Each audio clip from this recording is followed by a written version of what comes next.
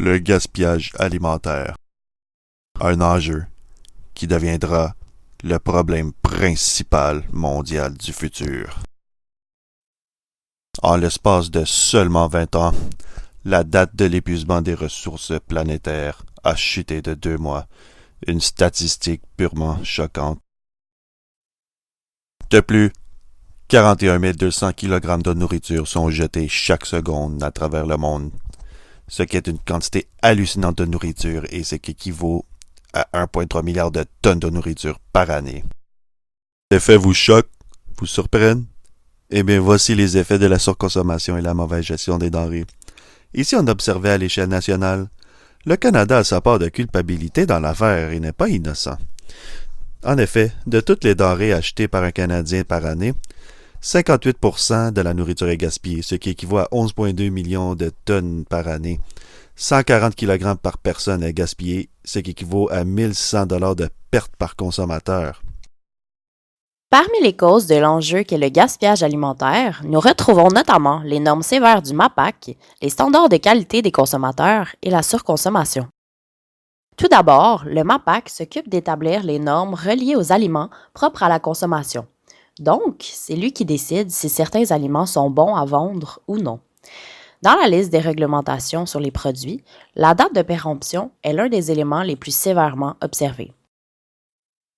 Effectivement, même si un produit peut encore être consommé sans danger, la date de péremption force les fournisseurs, commerçants et les consommateurs à se débarrasser de ceux-ci.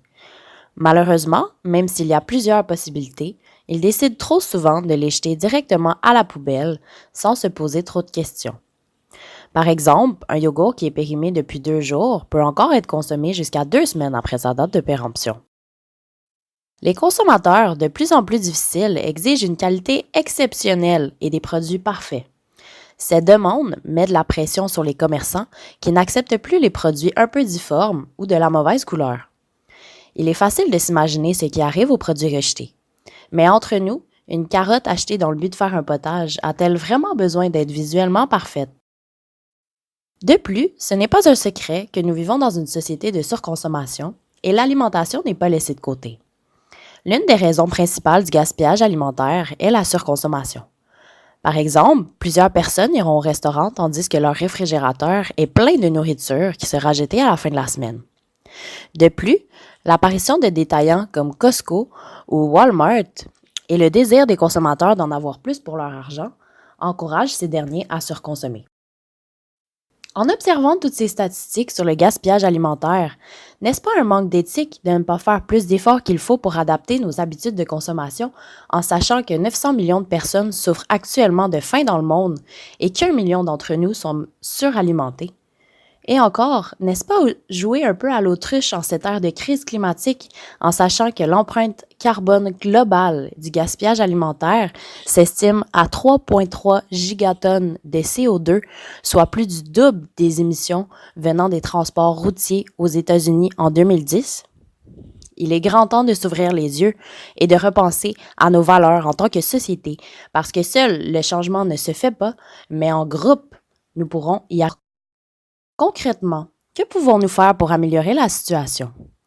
Tout d'abord, une bonne façon de réduire le gaspillage alimentaire est de planifier ses menus et sorties. Il est recommandé d'organiser au début de la semaine un petit agenda de ce qui sera cuisiné. Par exemple, ce lundi, le spaghetti sera au menu et mardi, on va prévoir faire une salade César. Ainsi, il est facile de monter une liste d'épicerie en fonction des repas prévus à la place d'acheter énormément de choses juste au cas où. Il n'y a rien de mal à aller au restaurant si ce n'est ce qui est dans le réfrigérateur n'est pas oublié et gaspillé.